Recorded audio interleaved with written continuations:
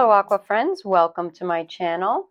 Today we are going to work on these pears still life painting, and we're going to make them wet on wet. We're going to work one pear at a time.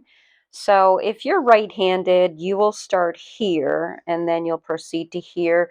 But honestly, I guess it really doesn't matter because we do have to let the pears dry completely before starting the second pears. Now you do want to prepare your paints in advance, and I'm going to show you the colors that we're going to use for this. I have some cadmium yellow. Now I've already pre-wet my colors that I'm going to use, and notice I'm not using a lot of water. It's a pretty thick consistency, so we're going to be using the cad yellow and green gold.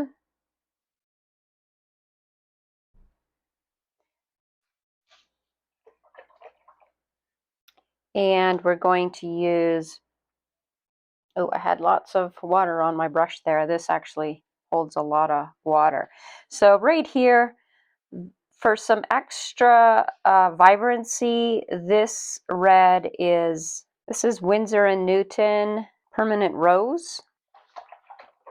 So I might use that since I have a puddle of it there.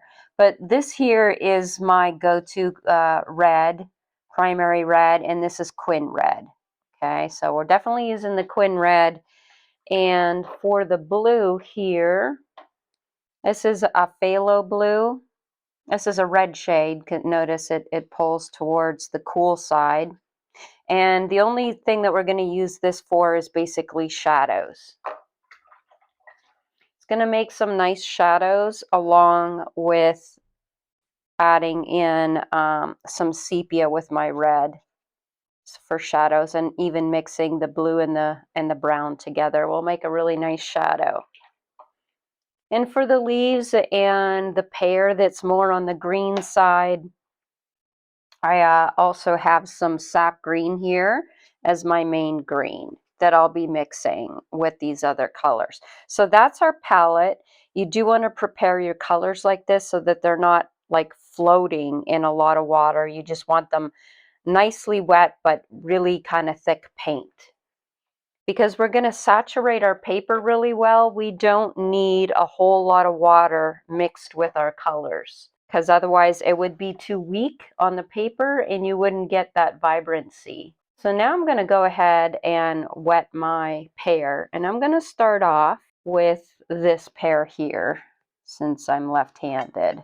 And you want to take your time with this and really wet the paper well. So I'm practicing and using these new coil brushes that I bought off of Amazon.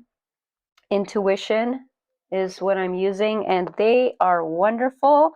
I think I like them better than the round brushes. My go-to brushes are usually the Silver Series, the Black Velvet Silver Series, but they're getting pretty worn and they're very expensive. And so I thought, you know what, I'm going to go with these synthetic ones that say they hold a lot of water and give them a go and see what I think about them. And actually the tip has what comes to a really nice fine tip, and it does hold a ton of water. And I swear my brushes have been so worn down lately that I think that my skills have improved overnight.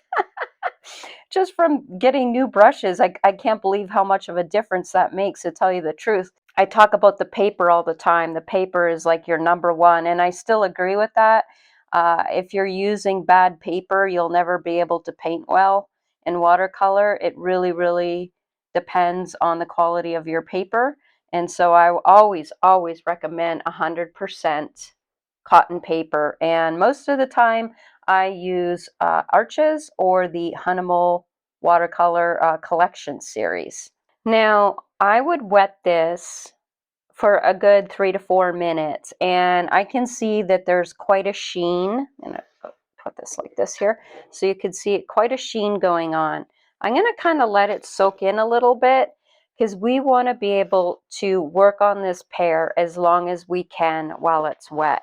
So really, it's all about getting your paint down really fast and, you know, getting a really nice cohesive wash. So it's always handy to have paper towel to blot your brush off on, a piece of paper towel, and I always have rags too to get rid of some excess moisture. So I'm just about ready to go with this. It's nice and wet, and I'm going to start with my lightest colors, as always. Now there is a highlight right here in the middle, so I kind of want to stay away from that area, but I'm going to start with my yellow. And there is a really nice yellow color here at the top, and it's kind of yellowy mixed with the red down here. So I'm going to bring that around to the sides. A little bit of that green. This gold green is gorgeous. It's from Daniel Smith. Most of the watercolors that I use are either going to be Daniel Smith or Holbein. I do have a few Winsor and Newton ones I also use. So right away, we want to try to work around the canvas. I'm going to grab some red without changing the colors or rinsing out my brush, so that I can have a gradient from the yellow to the reds. And I'm going to use like the belly of the brush a little bit more to get that color in. Now there is that really pretty highlight, and I'm going to leave that kind of so that it has a glowing quality. I'm going to just dab my brush off and pull up that color a little bit on the sides here. But notice I'm working around all of my pear here. Now I could go in with some darker reds, especially along the side here where it's much, much darker.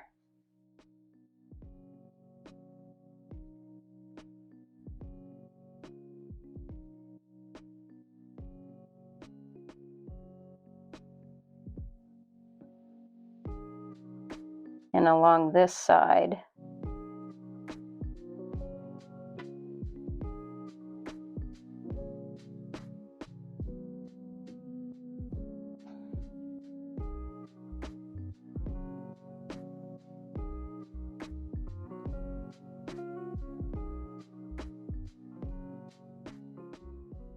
Now I plan on smoothing out these colors so they look really, really soft, and we're going to do that with like this dry, fluffy brush pretty soon. I'm running out of time. My paper is drying.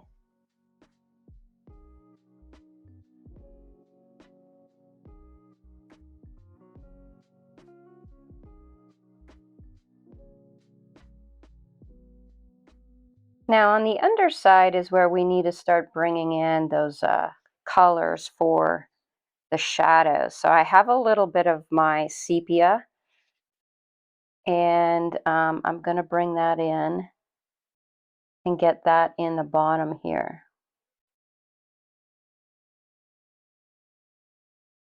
And I'm going to start painting here with kind of like just the tip of my brush.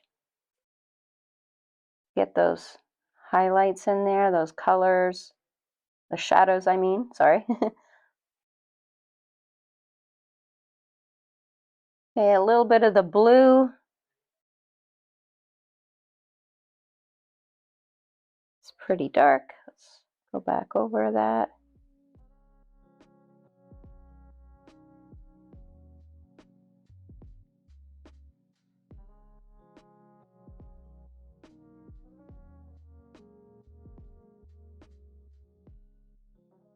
Now there is the very tip there.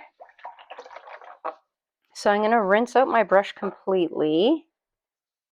And with a clean, fluffy brush, I just kind of want to pull those colors up and around, pull it through the highlight a little bit, Okay, so it's important you use a dry, fluffy brush like this. This is a hacky brush that I'm using, and the best time to make it look really nice and smooth like this is just before it loses its shine. And you can even pull it up a little bit even after it loses its shine, but you will run out of time. So I'm pretty happy with the way that is looking. And at this point, we can put some of these textures that we're seeing on the pear, and we will do that with a very fine little detail brush here. I have a size 4. This is my Black Silver Series brush. I'm going to dip it into this red, and of course, pears always have these kind of like little almost stippling effects here. I mean, I don't want to overdo it. I do want it to blend in since the paper's still damp, so I don't have a lot of time to do like a ton of detail and do like a lot of these dots because my paper's drying. But just to get the effect.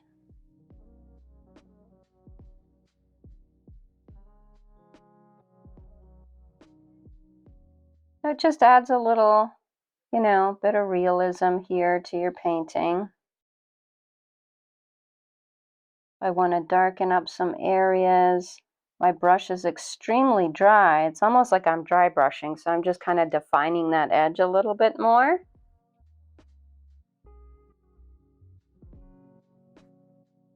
And once this dries completely, I noticed that I did go over my line there.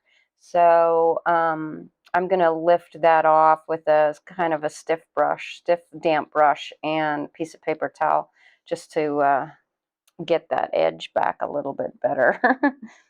We do have some pops of color here, some of the yellows, the greens, the shadows. I cannot add anything else right now because I'll show you that I have lost the shine completely. Okay, notice that? I'm going to have to leave this dry completely. Now, if you guys like vibrancy, you could always add a second layer once it dries completely. You would re-wet everything, and then you can go back in with the same colors, and it would increase that vibrancy. Or if you had to add more shadows, you can re-wet it to do the shadows. I'm going to see how it dries because you do have to take into consideration that watercolor will dry about 25% lighter. So it might look great now, but when it's completely dry, it might be a little too dull for my taste and I might want to go back over it. But before I make that decision, I will put a layer of paint on this second one too. But we're going to let that whole thing dry. When we come back, we'll work on the second pear. Okay, welcome back. So the first pear is dry. I've also re-wet all my colors the same way, so pretty thick consistency. Got myself some clean water, and we're going to work on the second pear. So the same thing as the first step, always working wet on wet, wetting our paper and taking our time to wet the paper really, really well. So this should take, 2 to 3 minutes, which you might not think is that long, but if you time yourself to see how long you actually take to wet before you start painting, it's probably a lot less.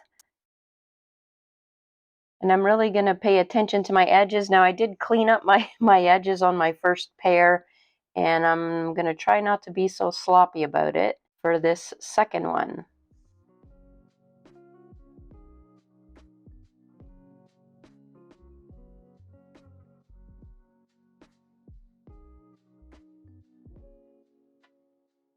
See, by the time I wet one area and go back over it, I could see that it's already drying. So it does help to wet this really, really well. You don't want puddles of water, but you do want the water to really saturate the paper and sink in a little bit. It's going to give us more time to get in all the colors and do all the things that we want to do. And then you can tilt your paper on an angle to see if there are any puddles, if you have to push the paint around a little bit more, or if we forgot some areas, if there's any little areas that we need to go over.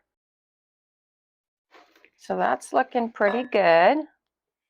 Now I'm always going to start with my lightest colors, which is going to be my cadmium yellow here.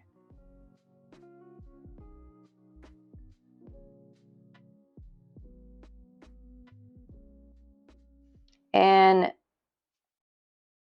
the whole thing is pretty yellow, so it certainly doesn't hurt to put a good amount of this base layer on the pear. Right, especially right where it's mostly yellow. And then it goes into this really beautiful kind of that green yellow, which I'm using green gold for that. Okay, so I'm going to put that right along the edge. And by working around our pear like this and working around all these wet areas, it's going to keep our paper wet longer.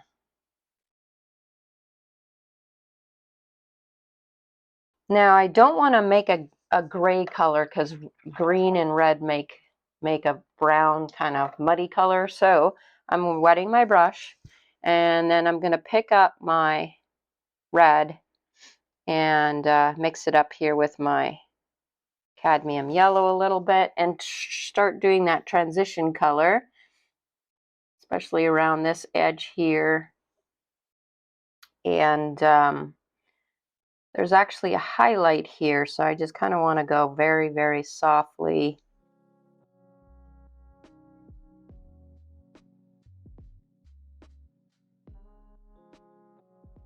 There is some red on the bottom.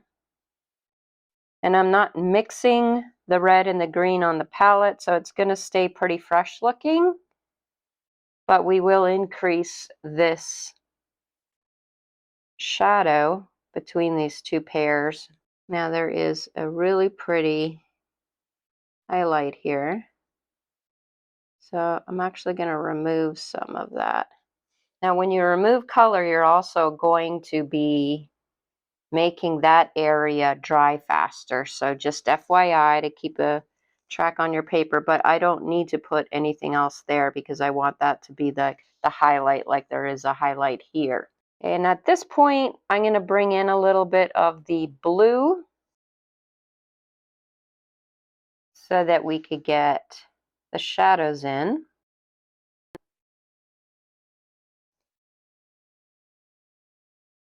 I have quite a bit of water on the paper here.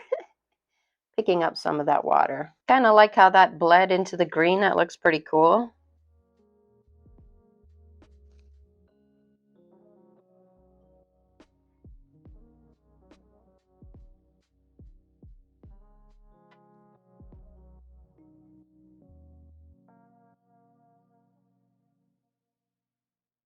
Kind of just trying to redefine that edge there a little bit.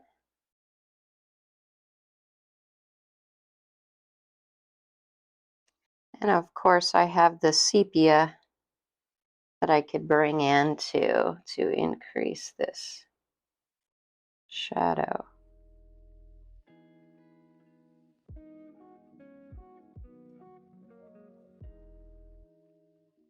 Now I am losing the shine on my paper a lot. I do want a little bit of a stronger red there. So I'm going to make sure it's not too wet because I don't want to make a bloom because it is drying, but I want to see if I could increase the red here just a bit. So real thick consistency of paint. Like I said, there's that highlight right in here. But if I go along the highlight, just add a little bit more vibrancy. Okay, so now we'll do the fuzzy brush, dry brush technique here where we soften everything out. So this is just a clean fuzzy brush. And I'm just dragging it just to make everything look super smooth. Okay, and now I can take my little brush and do some of these stippling spots.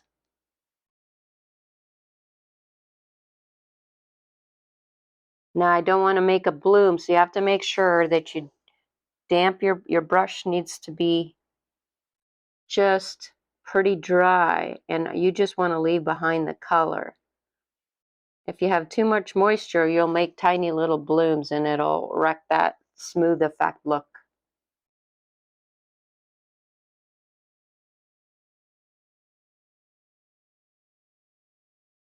This is such a gorgeous color. I really, really love a lot of these Danielle Smith colors.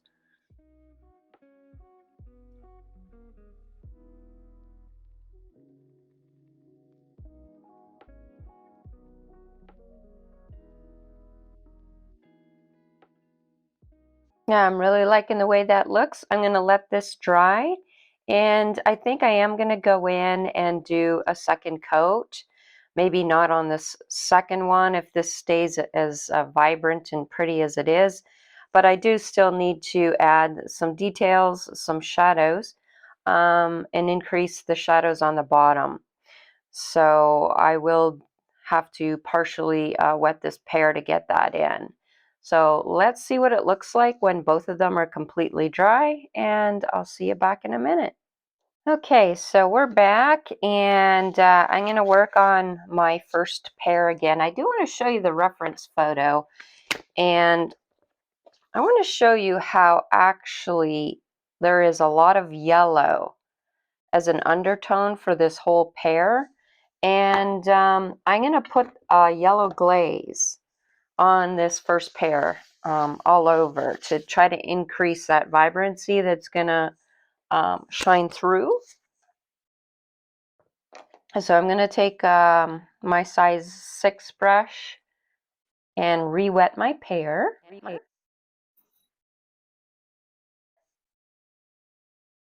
Now, to do more than one layer paintings, you do need good quality cotton paper.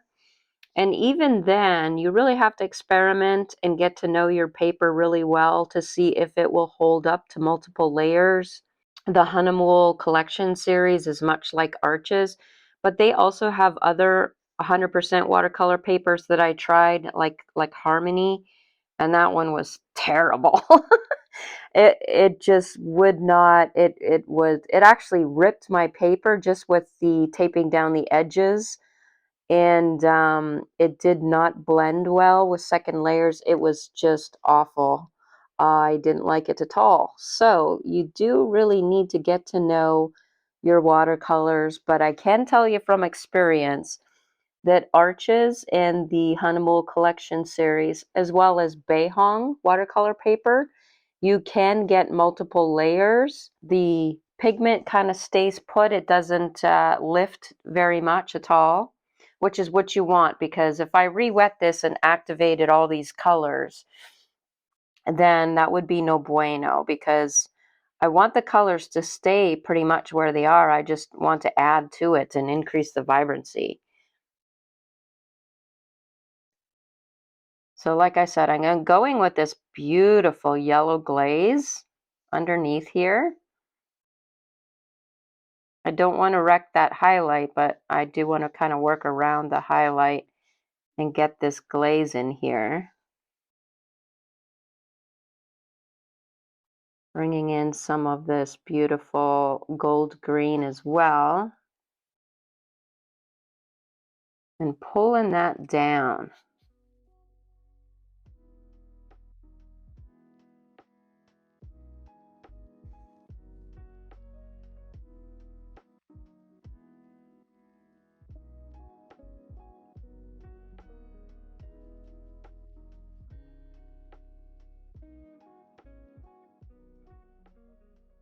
Now, re-wetting is going to soften your strokes. It's going to soften all those dimple areas that we did. But that's okay. I would rather have the vibrancy and have the dimpling take the back seat and have the vibrancy take a front seat.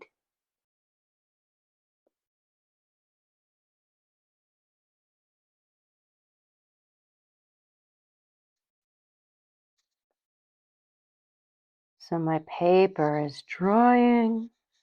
It's drying quickly. So yeah, not going to have too much time here to get too much more in. I do want to pull this color down towards the bottom through the highlight. All right.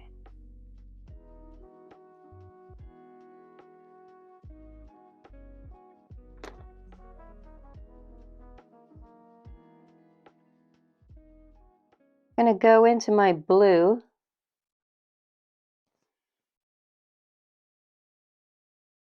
Just to get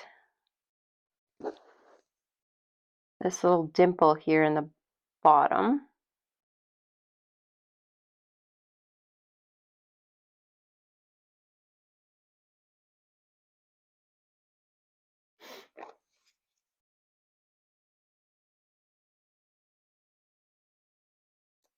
There's also like a highlight along the edges here, so I'm going to take a damp brush.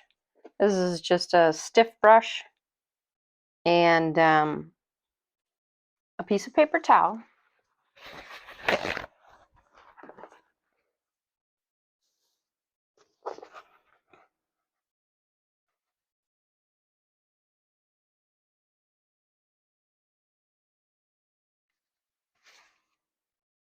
And I just want to lift where I see those little extra highlights. So make sure that your brush is not like sopping wet, because you'll make a bloom, because this is still wet. But I just want to kind of pick up that little highlight there that I see.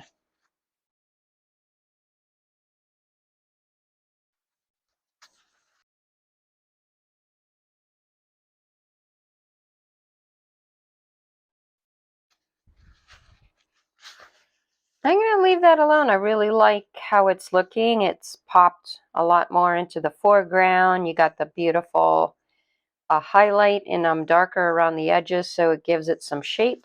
And when it dries completely, I'll put a little bit more detail on the bottom with a little bit more of a shadow where that dimple is. So before I can work on my second pair, I need to let this layer dry, and then we will increase the shadows on this pair. So for the second pair, the red is really tame, as you can see in the reference photo, and I have a lot of saturation already with this green gold. So I'm just worried about putting the shadows in, and I'm going to re-wet the whole thing so that I have time to get all, because a lot of the shadows are towards the bottom of this pair. So that part really is where I need to concentrate on the wetness. And then there's just some shadows on the top part and to shape the top here where there's a little nub. So I have that green mixed in with the blue.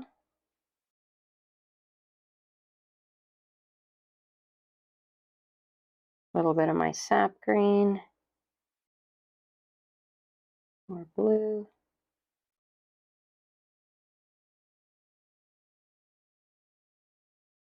And some of the sepia.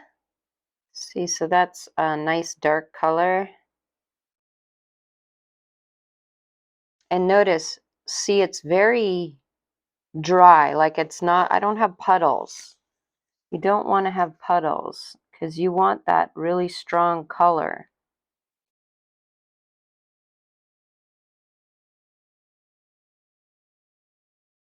If your paint is too diluted, then, you know, you're doing all this hard work for nothing. You're not really going to change much.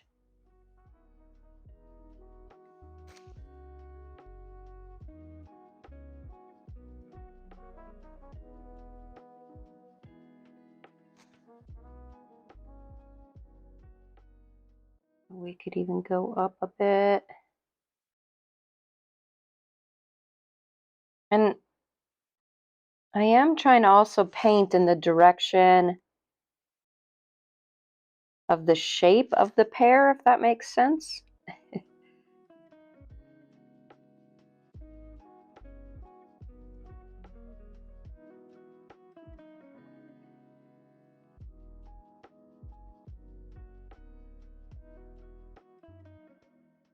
Okay guys, from here on out my mic died, and so I'm doing the voiceover for the last part of this tutorial.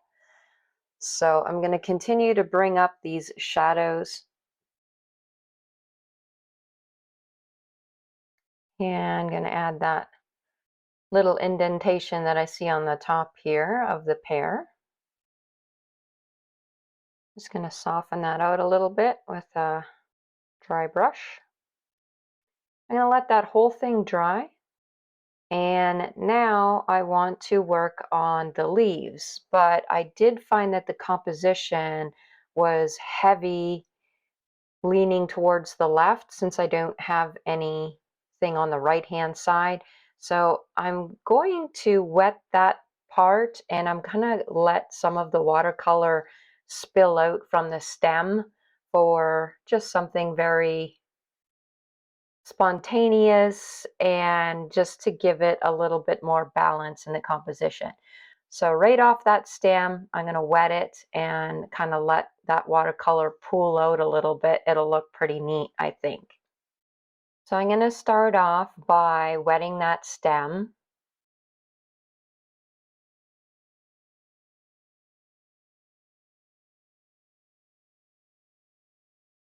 And when I get to the top, you see I am wetting a big area here so that I could kind of let the watercolor bleed into that area. I want to make sure that I actually wet more than I know it's going to bleed, just so that it doesn't reach that hard edge. I do want it to look softly dispersed. So once I have those areas wet, I could go right into making my stem.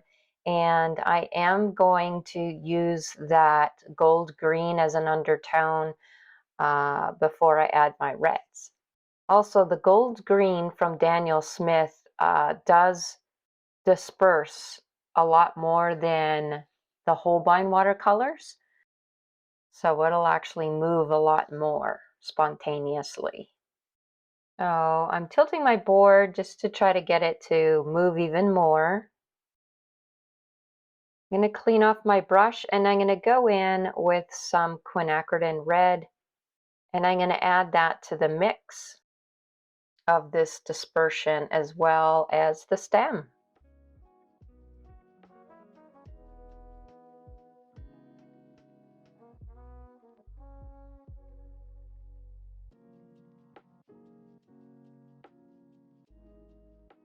So I'm going to leave that do its thing, and I'm going to continue to work on redefining the stem here of the pear.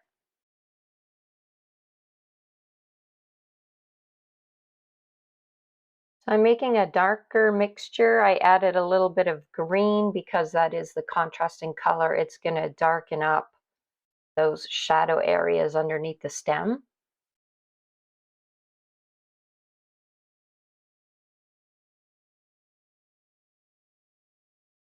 I'm using a size number 4 round brush for this. So increasing the saturation of that red a little bit on the stem. I'm really happy with the way that's looking. And I'm going to go ahead and wet the second stem. And this one is much more in the shadow. It's actually a lot more darker. I'm starting off with my green mixture.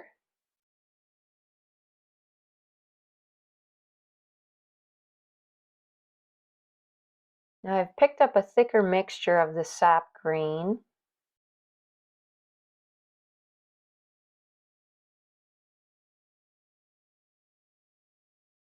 And I am teasing that out at the end where that part is lighter.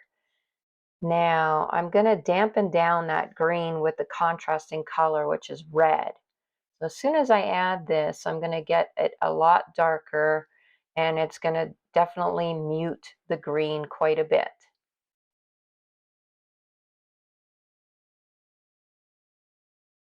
I'm adding in some sepia in the mix to do the underside of the stem, which is very, very dark.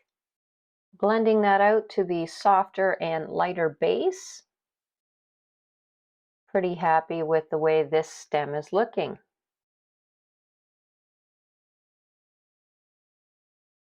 Okay, so I'm just going to make sure that's really good and dry before I start the leaves.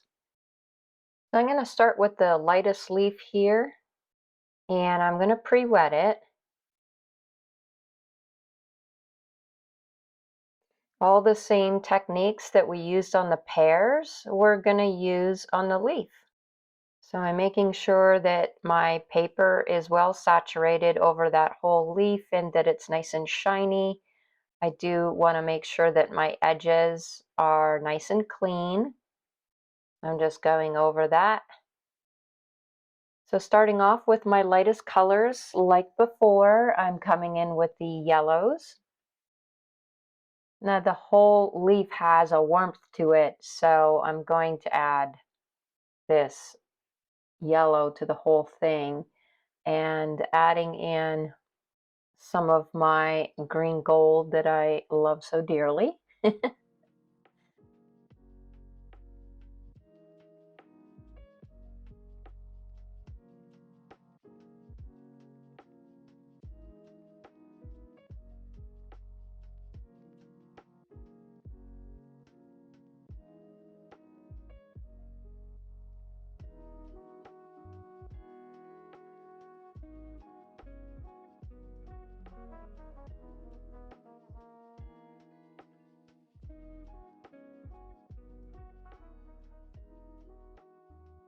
Start putting the paint down where I see the different segments of the leaf and where they're darker and lighter in some areas. This kind of gives me like a road map to follow when I start adding in the darker tones.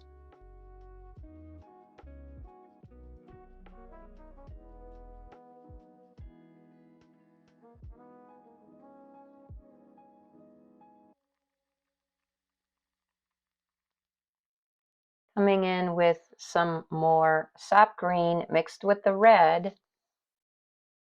I don't want it to be too green.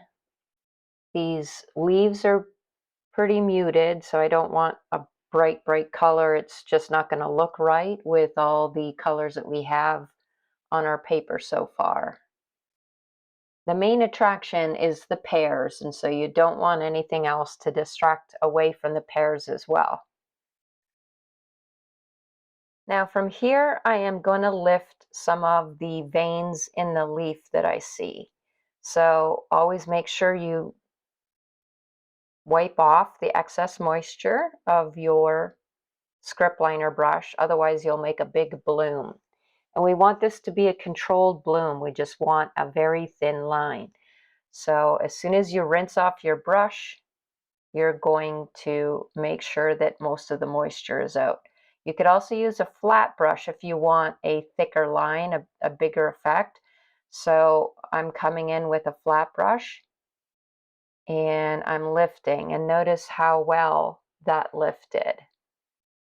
You could further lift by dabbing it with your piece of paper towel as long as most of your paper is dry. Now obviously if this still had a sheen on it or if it was still quite wet, you would be lifting off all the color off of your leaf, so you don't want to do that. Okay, so pre-wetting my leaf.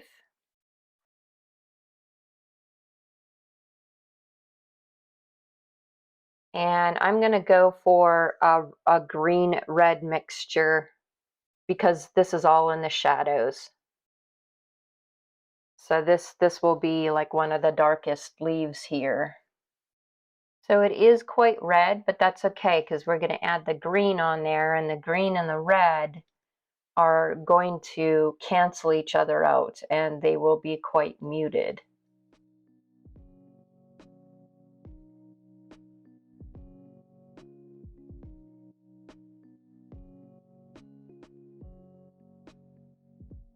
So I do like that. It's nice and dark.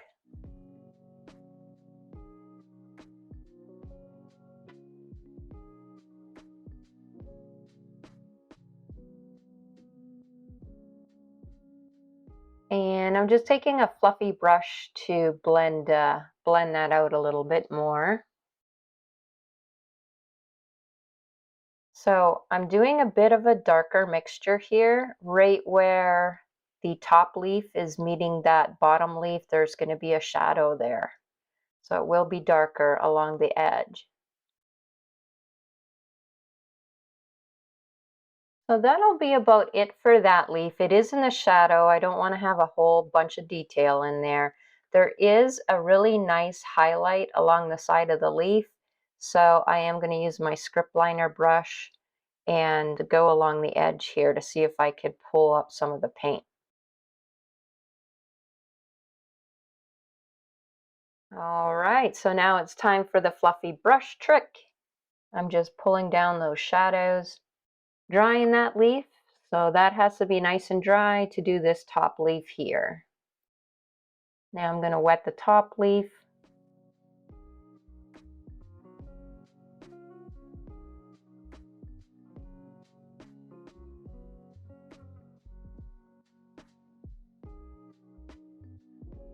And we're going to start off with the light yellow-green color.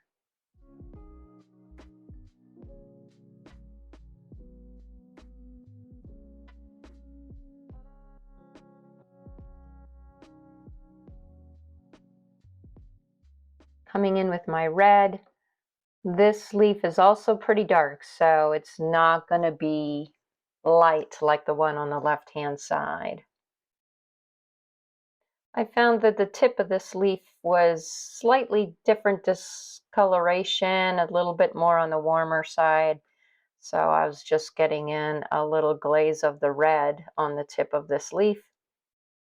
So with a thicker consistency of green, I have my sap green that I am adding over the whole leaf here.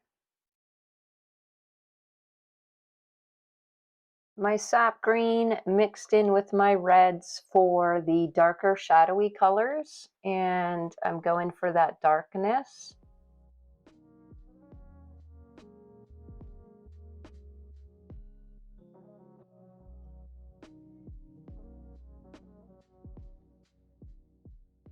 So I've picked up some of my sepia and added that to my green. It's really going to make my green a lot darker, just to get a few details here of the veins of the leaf. And with my flat brush, a damp flat brush, I'm just lifting up a little bit along the edge.